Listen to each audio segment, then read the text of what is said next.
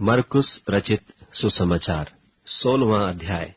जब सब्त का दिन बीत गया तो मरियम मगदलिनी और याकूब की माता मरियम और शलोमी ने सुगंधित वस्तुएं मोल ली कि आकर उस पर मलें। और सप्ताह के पहले दिन बड़ी भोर जब सूरज निकला ही था, वे कब्र पर आईं और आपस में कहती थीं कि हमारे लिए कब्र के द्वार पर से पत्थर कौन लुढ़काएगा। जब उन्होंने आंख उठाई तो देखा कि पत्थर लुढ़का हुआ है, क्योंकि वह बहुत ही बड़ा था। और कब्र के भीतर जाकर उन्होंने एक जवान को श्वेत वस्त्र पहने हुए दाहिनी ओर बैठे देखा और बहुत चकित हुई। उसने उनसे कहा, चकित मत हो, तुम यीशु नासरी को जो क्रूस पर चढ़ाया गया था ढूंढती हो। वह जी उठा है, यहां नहीं है।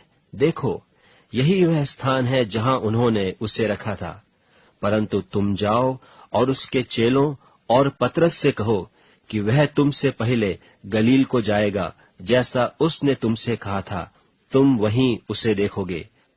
और वे निकलकर कब्र से भाग गईं, क्योंकि कपकपी और घबराहट उन पर छा गई थी।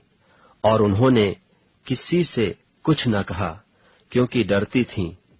सप्ताह के पहले दिन भोर होते ही वह जी उठकर पहले पहल मरियम मगदलिनी को, जिसमें से उसने 7 दुष्टात्माएं निकाली थीं, दिखाई दिया।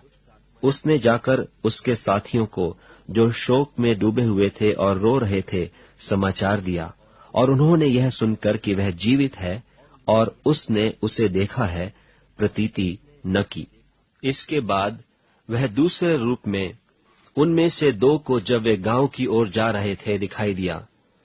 उन्होंने भी जाकर औरों को समाचार दिया, परंतु उन्होंने उनकी भी प्रतीति न की। पीछे वह उन 11 को भी, जब वे भोजन करने बैठे थे, दिखाई दिया और उनके अविश्वास और मन की कठोरता पर उलाहना दिया, क्योंकि जिन्होंने उसके जी उठने के बाद उसे देखा था, इन्होंने उनकी प्रतीति न की थी।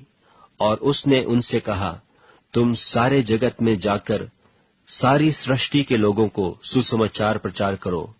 जो विश्वास करे और बपतिस्मा ले, उसी का उद्धार होगा, परंतु जो विश्वास न करेगा वह दोषी ठहराया जाएगा। और विश्वास करने वालों में ये चिन्ह होंगे कि वे मेरे नाम से दुष्टात्माओं को निकालेंगे, नई नई भाषा बोलेंगे, सांपों को उठा लेंगे, और यदि वे नाशक वस्तु भी पी जाएं तो भी उनकी कुछ हानि न होगी। वे बीमारों पर हाथ रखेंगे और वे चंगे हो जाएंगे।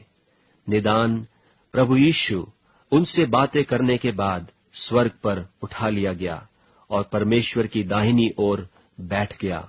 और उन्होंने निकलकर हर जगह प्रचार किया, और प्रभु उनके साथ काम करता रहा, और उन चिन्हों के द्वारा जो साथ साथ होते थे, वचन को दृढ़ करता रहा। आमीन।